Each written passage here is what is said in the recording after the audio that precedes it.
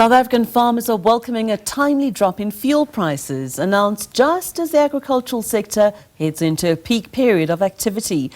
With summer crop harvesting and winter crop planting underway, this decrease in fuel prices will go a long way, set to ease financial pressures.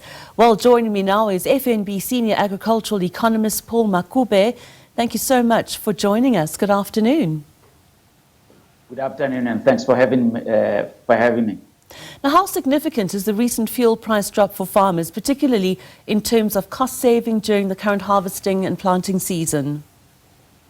Yes, quite significant, given that we are moving into the peak activity of the agricultural calendar, with harvesting of 4.4 million hectares, of land under summer crop, and we also into planting season for the winter crops. So that increased activity means the high demand for fuel, and a decrease in fuel prices actually bodes well for the profitability of the sector. We come from a very bad year, last year, and this is good news. And what are the key factors driving the increased fuel demand in agriculture during this period? Does it vary depending on the different types of crops? Yes, it varies depending different types of crops. For example, we have summer crops now, and we are entering into harvesting season, although delayed, but we will be ramping up harvest very, very soon.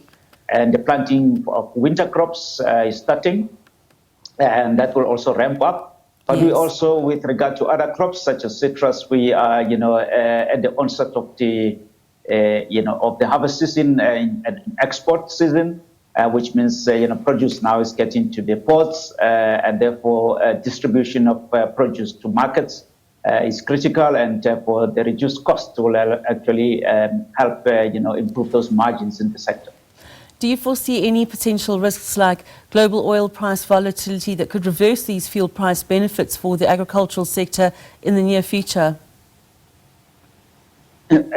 Fortunately, despite the the turmoil that we see, that emanates from the U.S. tariffs, indications or forecasts indicate that we are still going to experience the downside in international crude oil prices in the near term.